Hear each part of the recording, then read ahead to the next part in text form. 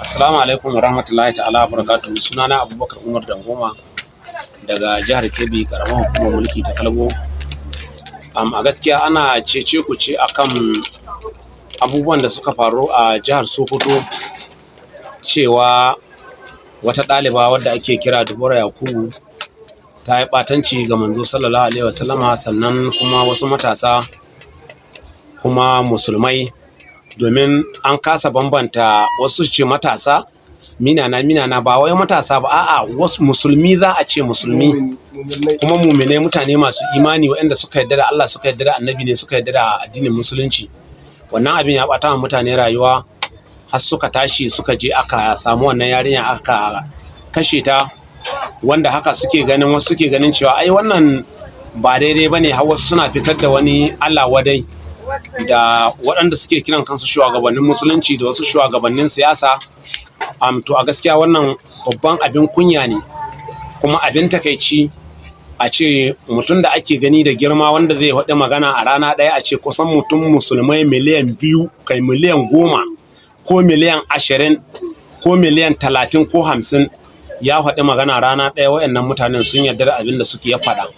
kuma an yi asabtan, an yarda da duk abin da ya faɗi, an yarda da murya ɗaya.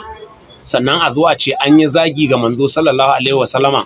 kuma an zo an hukunta wannan yarinya daidai da abin da ta aikata.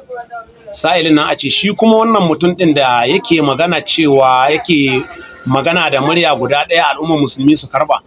sannan ya zo ya yi Allah wadai da wannan abin da aka aikata, wanda mu a ganin mu abin da muke ganin cewa ya dace a ce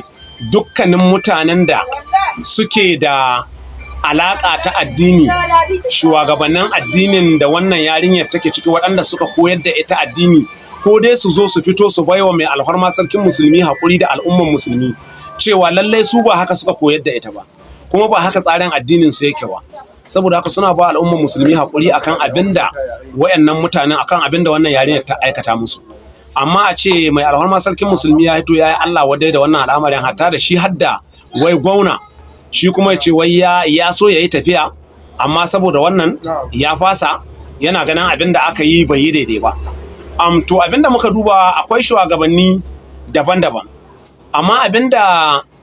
mai alfarma sarkin musulmi ya faɗi a wannan mataki na wannan abin da aka yi, hatta da shugaban Rasha Vladimir Putin, a wannan dai matsayar da aka yi ta zagi ga manzo sallallahu alaihi wasallama, a wannan matsayar da muke ciki, to Putin ya yi shi. Saboda abin da Putin ya faɗi cewa lallai mutumin da duk yayi zagi ga manzo sallallahu alaihi wasallama, ba a iya cewa wannan mutum ya faɗi albarkacin bakinsa ne, a'a ya dai tsokalo faɗa ne, ya kuma tsokalo yaƙi ne, ya tsokalo yaƙi ne da al'ummar musulmi gaba ɗaya, kuma ya ci zarafin musulmai ne. To amma kuma shi wanga da ake kira sarki na musulmi, in ana magana za a ce ai Putin ba musulmi bane. Amma abin da shugaba Putin ya faɗi, in an ka haɗa da abin da mai alfarma sarkin musulmi ya faɗi, da kuma gwaunan jihar Sokoto, wanda an kashe mutane a sabon birni, ga mutanen da turji ke kashewa a kullum, babu dare babu rana, ban mu ji Allah wadai ne ba. Har ma akwai wani dan majalisa a jihar Sokoto wanda yake cewa shi an kashe mutane ma a jiha ta, a yankin da yake wakilta, amma ya yi magana ma gwauna ma ya ma hana shi magana, har gwauna yana cin zarafi ne da kuma yan koren gwauna. Amma a yau ga wadda ta ɓaci manzo sallallahu alaihi wasallama, an zo an yi magana, kuma har yana nuna ɓacin rai ne akan haka. To a saki waɗannan yaran da aka zo aka kama a jihar Sokoto,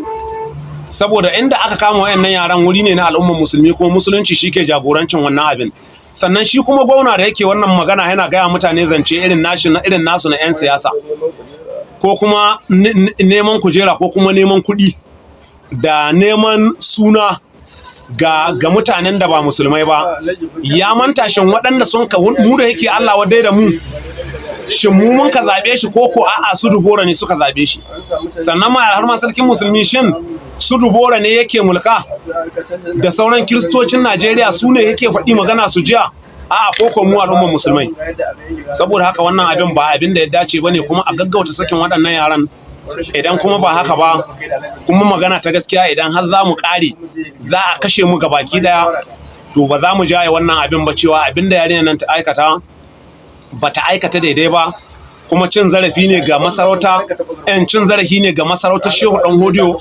da addinin da Shehu Usman Dan Hodiyo ya jagoranta aka kafa a jihar Sokoto. A zo garin Shehu a aikata wannan abin, to ba za mu lamunci wannan abin ba. Kuma insha Allahu muna kira ga musulmin shugabannin musulmai na jihar Sokoto da Najeriya baki daya da mutanen da sun kasan ya kamata a saki wa'annan mutanen. Sa'ilin da ake magana za a yi bincike shi mu da aka kashe mu, da aka kashe yan uwanmu a Zamfara, da aka kashe yan uwanmu a Katsina, da ake kashe yan uwanmu a jihar Kebbi nan wajen Zuru, da aka kashe yan uwanmu musulmai a wajen Sabon Birni. Shin ina masu binciken suke?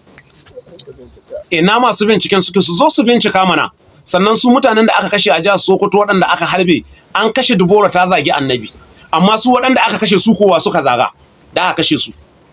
Saboda haka ba wai ni ina Allah wadai da abin da sarkin musulmi da gwaunan Sokoto suka yi, ni na yi Allah wadai da abin da suka aikata, kuma na yi jinjina ga abin da shugaban Rasha Vladimir Putin ya faɗi na cewa zagin Annabi Muhammadu tsokano rikici ne kuma taro yaƙi ne da musulmi gaba ɗaya. Saboda haka a nan za mu takaita. Alhamdulillah, Ubangiji Allah ka tabbatar da addinin musulunci da musulunci. Allah ka karya 'yan koren kahirai waɗanda suke cikin al'ummar musulmi, suna yi muna zagon ƙasa, suna riƙe da haƙoƙinmu, suna unhwani da dukiyarmu, suna unhwani da ƙarhinmu, suna unhwani da jama'anmu da sunanmu na musulmi, kuma suna unhwani da ƙarhinmu, sannan suna cin amanarmu, kuma suna goyon bayan wayanda ba musulmi ba ana cuta muna. Kuma duk wanda ke da hannu a cuta muna akan wannan abin, muna roƙon Allah subhanahu wa ta'ala ya bi muna haƙƙin mu a gare shi. Alhamdulillah.